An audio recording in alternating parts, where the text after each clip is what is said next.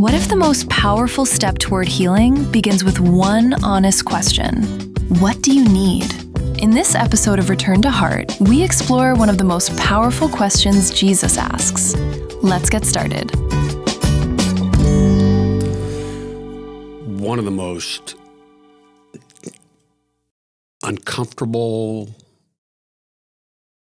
relational,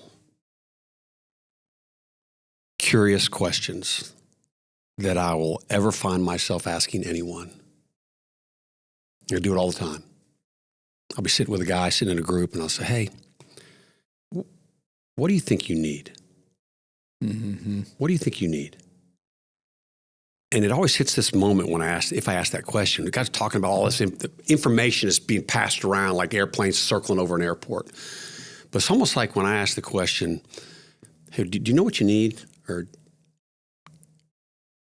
Or what do you think you might need? It's almost like, wait a minute, I might need to land an airplane on a runway. Like something about that question that's going to get closer to what we're going to see a lot happens in the New Testament. Jesus does this all the time, where there's all this stuff happening in people's lives all the time. But then he asks these questions. There's one in particular, Phil. Let's jump into this. Where we ended the last podcast. He asked the question. It's kind of the same kind of similar moment. It's similar to what do you think you need? But he says it a little bit different, but it has the same effect, which is, what do you want me to do for you?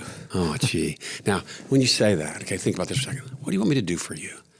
That's such a beautiful question, such a caring question. You would think it would be not hard to answer. Or even the question I posed that I might do with a guy one-on-one or in a group where I'd say, hey, what do you think you need? And then you watch somebody just freeze, like, sometimes I think they don't know, but sometimes I think it's more vulnerable to say what they think they need. This sounds like an old Southern word. It's like a cattywampus way to explain this, but I grew up mostly my growing up years in the Atlanta area, and there's an iconic restaurant there called the Varsity. Yeah. Oh, yeah. Everybody knows about it. Drive by it. Yeah. Right by the Georgia Tech campus. And the kind of shtick around that is, now they may not do it anymore, but back in the day when you walked in, they'd say, what do you have? And if you don't have an immediate answer, they go to the next person. Oh, gee. It's just part of the deal. But it goes, I thought about that when you said that. I thought that really is, so you walk into the Varsity, you better have your ducks in a row. You better be ready to order that chili dog. Or you're going. You're back. And so it's kind of part of it. Everybody knows when you go to the Varsity, that's what's going to happen, or used to at least. And so even what you say is like when you're asked a question and you have this whole world in front of you, you got the whole Varsity menu in front of you, and it's both overwhelming and invitational at the same time. But when you're on a time constraint, do it now. It creates this freeze. You go, I immediately thought to myself, I've never been in the Varsity. I've driven by it. Just now when you told that story, I thought, I don't know if I want that pressure. Right. And that's part of what they did for years. It's kind of funny and so everybody knows. Yeah. But it speaks to what you're talking about. They have intentionally or unintentionally tapped into how scary it is. But hey, here's the whole menu. What do you have? What do you have? But you better know. You better know. And if you don't, you're going to get skipped. And so some of it maybe is we know and we're afraid to know what we know. And some of it maybe we just don't know because we're that distanced from our needs. That's right. And there's this, I don't know, kind of quirky to me, and I stumbled over it. I would love to say, like, Jeff, those many hours I spend poring over the original Greek, and it does not how it happened. But I was actually sitting in a study, a cohort that I'm a part of, and the person running the cohort played a video clip from The Chosen. It was out of Mark 10, and James and John, the sons of Zebedee, came up to him and said to him, "Teacher, we want to ask you to do for us whatever we ask of you." And he said to them, "What do you want me to do for you?" And their answer was, "Grant us to sit one at your right hand and one at your left in your glory." So, Jesus, honest.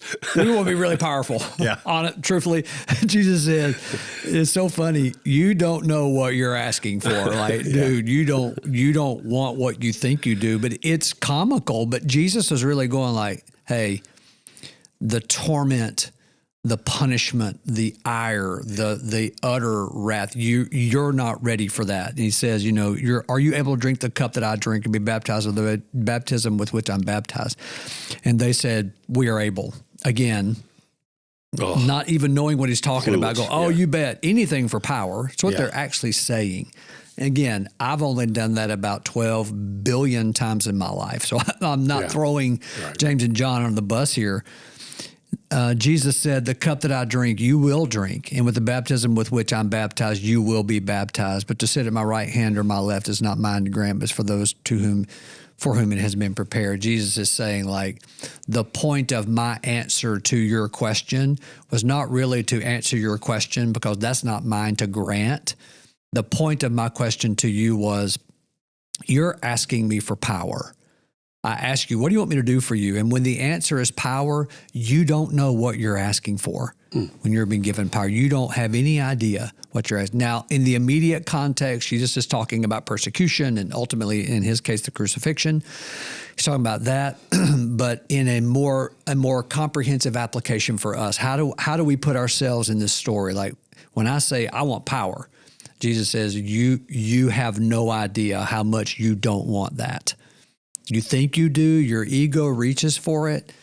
So I'm sitting in this cohort, I happen to literally look across the page in my Bible, as my old Georgia pastor said, my copy of the scriptures. Yeah. In my particular copy, I looked across the page, and in the exact same words, Jesus asked a question, what do you want me to do for you? It's the same exact question, at least in the English translation, same exact question. Now, this question is to another man.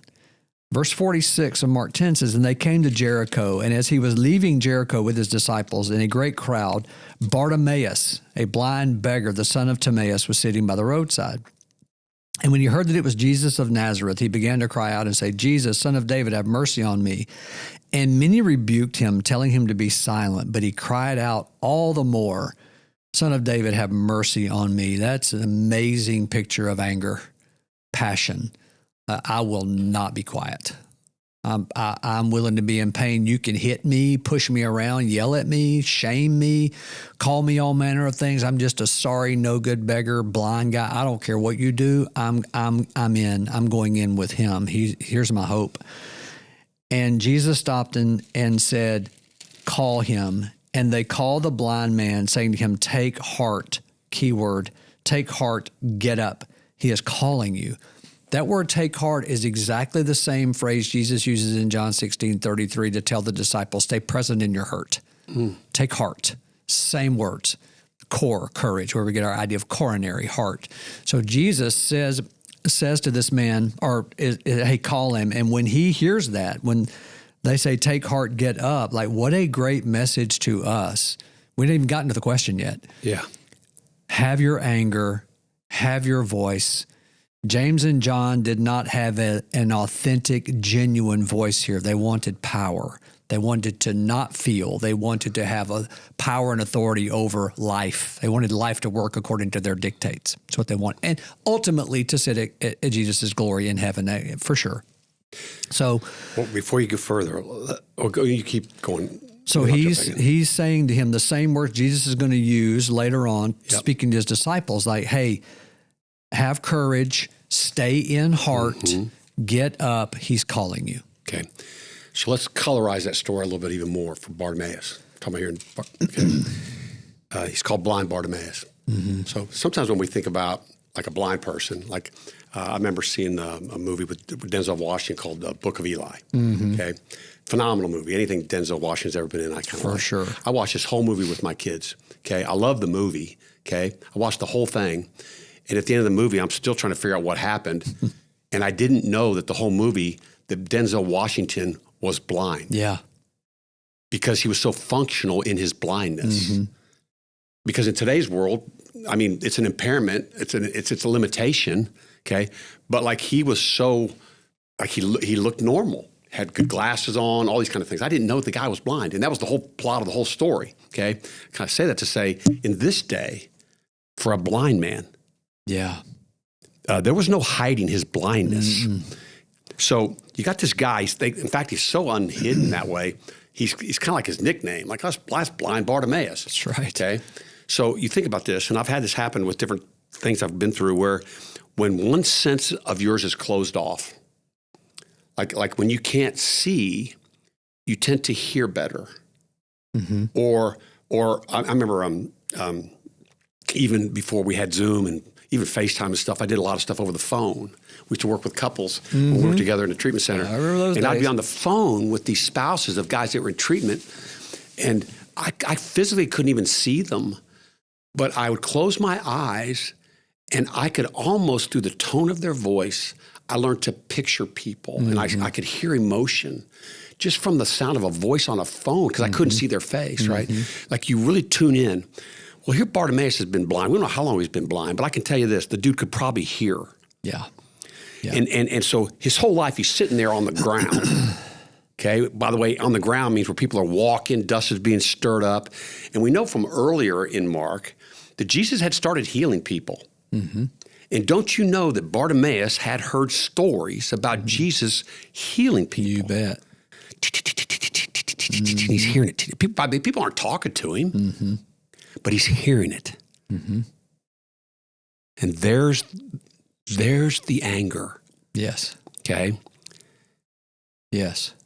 That's super poignant, Jeff. Like this guy's hypersensitive.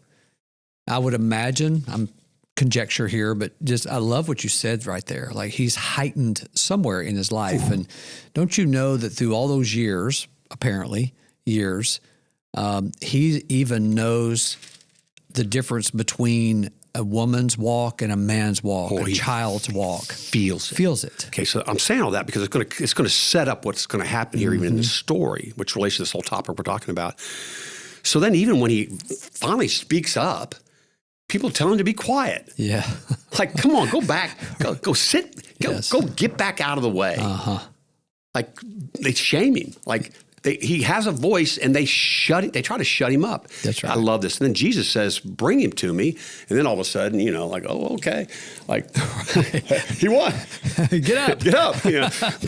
But initially they're trying to shut the guy down. That's exactly right. But then it says he cried out all the louder. Mm-hmm. Okay? Unbelievable vulnerability. Mm-hmm. That means that he'd been sitting. By the way, you think about this. If in any day this would be true, how much do you think he thought about being blind? Right on. How much do you think he thought about what his life looked and felt like because he could not see? Mm-hmm. How much do you think? What was going on in this guy's life most days when people were bustling around him and he could hear life but couldn't see life? And so there's a world he couldn't touch that way, but apparently life was happening all around him, but he wasn't part of any of it. So even the loneliness of being inside that dark cocoon of his blindness. Yeah. For him in that moment to then hear there's a man named Jesus that's healing people. Mm-hmm. Now he's going to have to do something called hope. Yes, right.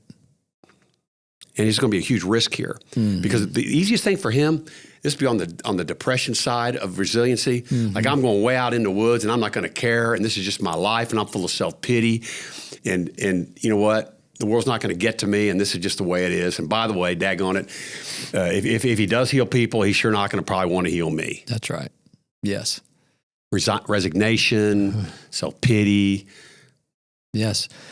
And he could have, at least traditionally speaking, when you have a blind child, you really want to make sure you're distant from that blind child or lame child or whoever. Like, So trajectory would suggest that even in his family, even in his story, outcast. He's the outcast. Outcast. So now pick up with that. Jump back in. I'll jump back on with you in a minute, second. But so that's the setting. You have to see. And the other thing I think about this. Then what they told him to get up. Now that couldn't have been easy. This guy's just like walking around town every day. That's right. He spent most of his time sitting there, cross-legged, probably on a corner down there in the dirt. Uh-huh. And someone tells him to get up. And throwing off his cloak, he sprang up. Gee. You know something? Yeah. Like, you're right, though. What's he going to do? Run sprints for money? Like this guy is sitting all day, supposedly, maybe stretching some. Yeah. And it is amazing when you bring yourself, which is an amazing practice, even for emotional health. Yeah. To bring yourself into that story. I was challenged to do this one time, by the way, it's admission time for me. And someone challenged me. It's actually a mutual friend of mine and yours, a spiritual director. And he said, I want you to put yourself in the scene. And you can be anywhere in the scene you want. When you're in this scene right here, even before we're getting to the climax of the story here, even before you get to the climax, where are you? And here's what I said. And this has so much to do for being a hero child. We talked about that earlier. Such a hero child. I said, I don't want to say this out loud, but if I'm in that story, if I'm in this story, Blind Bartimaeus, I'm one of the people telling him to be quiet, but I'm doing it very subtly. I'm touching him on the arm. I'm saying, hey, man, hey, come here. Because I'm here. I don't want to appear rude, of course, or unmannerable or out of control. But I'm really nervous if he's crying out like this, and here's this famous rabbi coming by who's a miracle worker, because I've probably heard too, because it's why I'm lining the street. And I'm telling this guy, hey, man, be quiet. This is untoward. This is bad etiquette. Really? So, hey, man, just have a seat, dude. I'm probably that guy.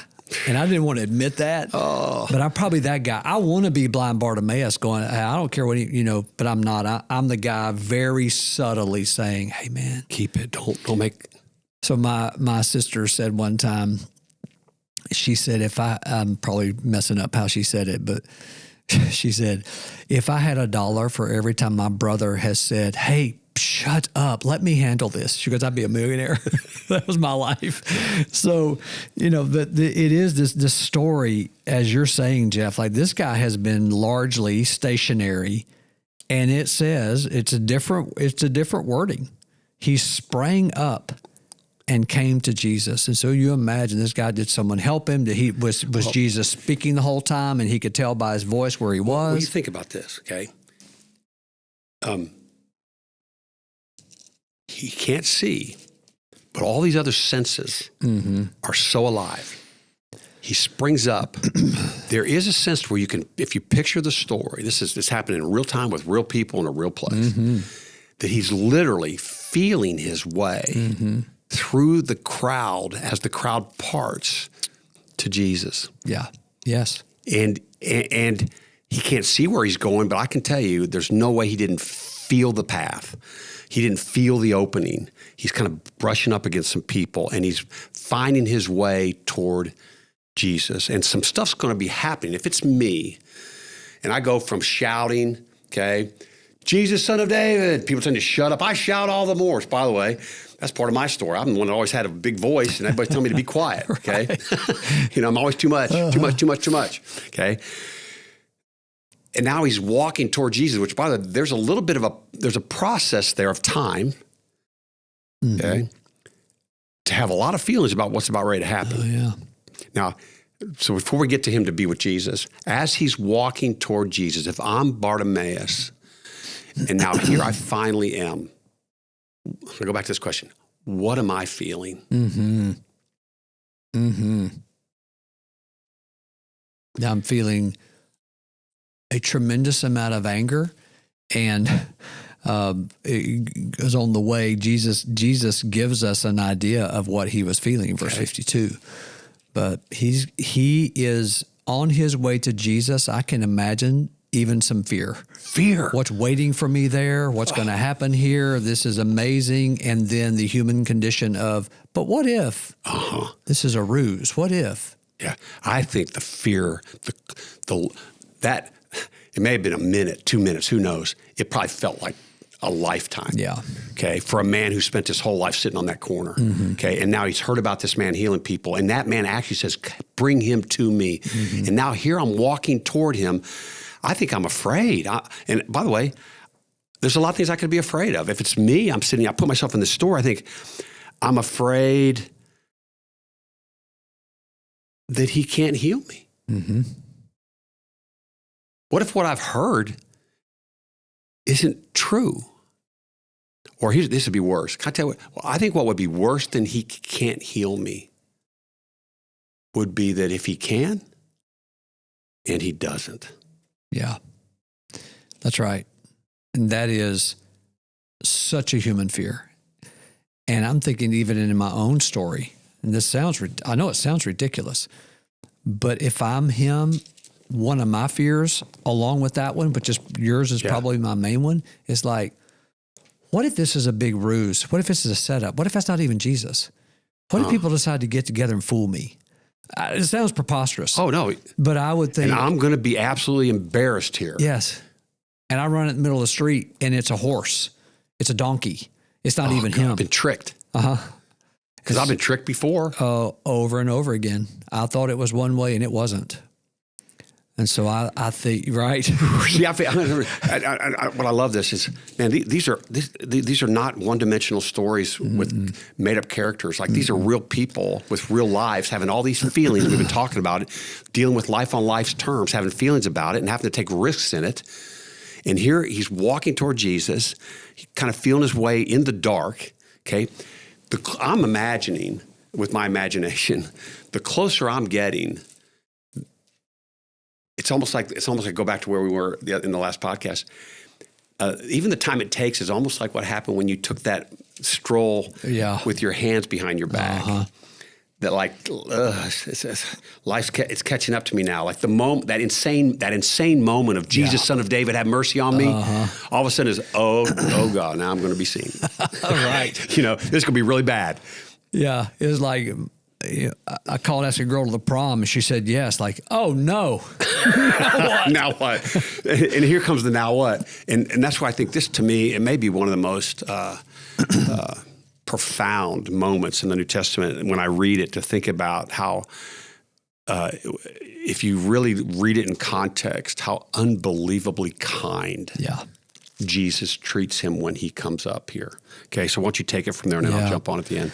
So keep in mind, where we started. We just sometime before then. It doesn't really give us a timestamp. Sometime before then, Jesus has asked the identical question: "What are you going to do for you?" Yeah, and two of his guys. Yeah, I know. I mean, two of his three guys says, "Hey, I want to be powerful. Power, please." Mm-hmm. And so remember, that's in the background of the story. Yep. And so he came to Jesus, and Jesus said to him, "What do you want me to do for you?" Same exact question. And a part of me, it's the mean part of me, hopes James and John are standing there. Hey, boys. And the blind man said to him, "Rabbi, let me recover my sight." And if you even stop there and go, well, I mean, yeah, he's blind. He wants his sight back. But what if he wanted something else? What if the last thing he saw was something horrible? What if the last thing he saw, I don't know if he was born blind or not, what if the last thing he saw was someone killed that he loves? Or who knows? Now, that's probably not the case, but Jesus asked a very open-ended question. The guy may have said, can you help me with my cloak here? Or who knows? Yeah. But the point is not what he might have said. The point is Jesus left it wide open and said, "I've come for you. What do you want me to do for you?" Okay, you just said this. I've come for you. Mm-hmm. I've not just come to help you see or make you powerful. I'm coming for you. And then what we see, I think, in the question is what it looks like to come for somebody. Yeah. Yes. Because I didn't even think of that. When I think about that question, what do you want me to do for you? If I'm in the audience and I'm standing around, I'm going, Jesus, like, what? Like, look around. Look at him. Mm-hmm. It's not Denzel Washington in the Book of Eli. Like, look at his face. Look at his eyes. Look at his mess. Look at his clothes. Look, like, did you see him get up from that spot over there in the corner? This is Blind Bartimaeus. Like, what do you think he wants? Yeah. Is there anything that would be more life-changing for him? Uh-huh. Does he want another coin in his cup? Does he want a meal? Does he want a clean jacket? Does he want a bath? Yeah. Good night. Like, Jesus, are you an idiot? Right. Okay. And so if you just look at it, you go, well, what was Jesus thinking? But I go, man, Jesus was coming for more. Yep. And it wasn't just to restore a man's sight potentially. Mm-hmm. And that's what I love. It's such a relational question. Yes. And by the way, I think about this. And again, you got to put your imagination here. Because I just go, this guy was a man. He was shouting before, Jesus, Son of David, wanted to be noticed. Mm-hmm. With all that fear. By the way, picture this, crowd's quiet. Mm-hmm. Jesus is speaking. They're waiting to hear what he does. He says, what do you want me to do for you? Yes. I do not imagine Bartimaeus balling up a fist and shouting, I want to see. Like the amount of fear in that moment about what this might mean or not mean in his life. Yes. It's barely coming out. Almost like when we started this podcast, I said how hard it is sometimes to say what we need. I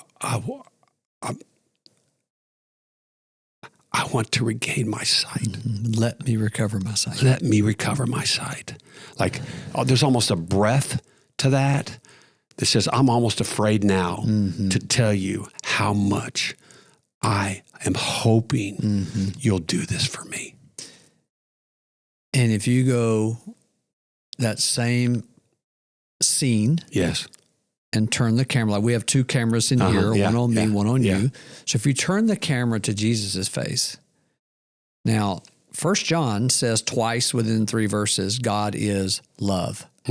Jesus is God. He's God. And God is love. So if you turn the camera and you imagine yourself there and you see Jesus' face when he asked the question, this precious man, by the way, that John 1 says he created. Jesus created that man. And he's standing there in front of him and he asks that question. I just want you, if you're listening or watching or whatever, and for me and you, Jeff, like, what is the look on Jesus' face when he asked the question? Which I have a whole lot to, the man can't see it. Oh, I know. That's huge too. He can't even see his face, but we can. And we can, and he can feel it. He can feel it. Good old limbic resonance. And so he answers that question. I suspect you're right, Jeff. Like he kind of squeezes out the answer because he can't see the face, but I guarantee you one thing, he feels the love. He's standing in front of God. Yes. You can't stand in front of God and not feel love. Know it. So he feels love. And Jesus said to him, this is a plot twist, a slight one, or a subtle one. Jesus said to him, go your way. Your faith has made you well. And he immediately recovered his sight and followed him on the way. Just said, go your way. And he went that way. He went that way. He didn't go his way. He went Jesus' way. That's right. And so you asked the question, what do you feel? And we talk a lot about, faith and fear. Yeah. That if I'm not afraid, I'm not aware of my need for faith. And so Jesus says, what got you from over there on that blanket or wherever you were sitting? What got you from there to here? Certainly is your anger to cry out. And it was also your willingness to face that fear, in the midst of that fear, to have the faith in me that I was going to do what I said. I was going to do what you needed to do. So that can be hidden in there. If you see that word faith, you know that person, faith assumes risk. That's how faith is built, to taking risk. So the man was taking a risk, and the brain is made in such a way when we are taking a risk, we feel fear. That's what's designed to keep us alive. It's risky to walk a tightrope, so you better pay real close attention to what you're doing. And so your faith has made you well. Go your way. Your faith has made you well. And here comes that anger again. It's as if he said, the text doesn't say it. It's as if he says, oh, my way is your way. I'm going with you. And so it's an amazing story. A man who has the anger to cry out. He has the faith in his fear to respond to Jesus. And as Jesus gives him what he asked for, after asking him that question, he comes full circle. In his anger, he goes, I just got one way. I'm following you. I'm following you. So that's an amazing story. And Jesus does more than give him sight, which is why Bartimaeus didn't go his own way. He said, I want to go with you. Like, we have something now. And the invitation to vulnerability, the invitation to need, the invitation to do this. And I love this. Jesus didn't just assume it. He let Bartimaeus, he actually, I think it's so dignifying. I think it's so honoring. Like, no, you give voice in front of me. Not like a magic, like wave the wand of faith. I mean, like, no, you speak, you bring your inside outside with me and trust me in this vulnerable moment to be able to somehow eke out what you need with me. Yeah. And you know what? We'll go from here. And I think, the way I love the stories, I think my life is full of these moments. Yeah. of these moments, and we this whole context of the last couple of podcasts is about how do we live into our life? How do we stay out of anxiety and depression? How do we take life on life's terms? How do we build resiliency? How do we talk about the feelings that we have about our life and not be alone in them? And there's a lot of moments when we're standing there, and we choke on it because there's something in me that tells me that something really bad's going to happen to me. Yeah. I better go back and sit back on that corner. I better not voice this. I better not show up. The crowd's going to make fun of me. I'm not going to get what I need, whatever it is. And I just, there are moments of truth. There's all these moments of truth. And I think in the end of the day, that means Jesus answered every prayer I've ever had and met every single need I think I have right now. Because a lot of times what I think I need, he knows I need something else. That's right. And then I have to learn to trust that. Yes. But that he's with me in whatever that is, even in the disappointment of what he didn't heal in that moment. Yes. But then I can bring that sadness to him. But I look here and I go, I don't think it gets more complicated than this. And I don't think it gets more, there's no formula. There's just a show up. There's a show up to it that we see all through the scriptures. And it's a show up to bring your inside outside.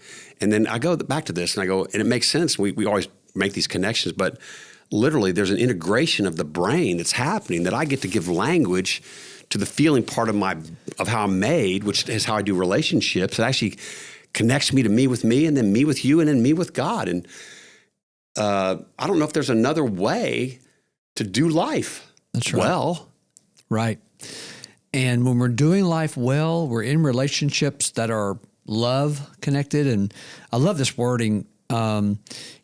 Jesus didn't ask questions of curiosity because he was devoid of the knowledge. Yes. Like he didn't ask this guy like, I don't know what he wants. Well, I guess I'll find out. Yeah, maybe he'll tell me. Right. Yeah. Right. His curiosity was a curiosity of love. And Dan Allender says, there are 4 characteristics of love. And one of them is being curious about the heart of the other. Mm-hmm. And so Jesus' questions of curiosity, he's curious about the heart. So the recipient of the question can know his or her heart. Mm-hmm. Right? Jesus wasn't saying, well, I don't know what he's going to say. I guess I'll find out. Jesus was saying, I'm asking you, I'm curious about your heart with this question because I love you. And I have created you to need to tell me what you're really after. So we can be in relationship like you need. So I'm going to slow us down to end here right now. Wherever any of us are right now in this moment, just having walked through that passage, those 2 stories in the New Testament with Jesus, with the 2 disciples, with Bartimaeus, he's relating to us the same way. Mm-hmm. And I just would want to stop and take a deep breath and pause. And here's the question. What do you want me to do for you? Yes. Mm-hmm. And risk the question. That's right. Risk answering the question because Jesus is asking it. Mm-hmm. Jeff, what do you want me to do for you? Mm-hmm. Can you speak of a deep need that you've almost not had words for, that maybe you've been carrying around since you were a little boy, or even in the last week, or even an hour ago, or whatever it might be? Can you give voice to this hurt, this sadness, this longing, this loneliness, this shame, this guilt, whatever it is? What do you need from me? And can I find a way to give a voice to that? And if we can just stop and just let that sit, that will be worth everything we've just now spent this last window on. And it's a way of life. But I just want to stop and just do it. I think that is a great place to end. Mm-hmm. So if you're listening, please let that question burn into you and make it a prayer practice to see what the answer is. Mm-hmm. It's great spot. Amen. That's Jeff. Thanks again for joining us on Return to Heart. To access resources mentioned on this program or to find out more about Tin Man Ministries, please go to tinman.org.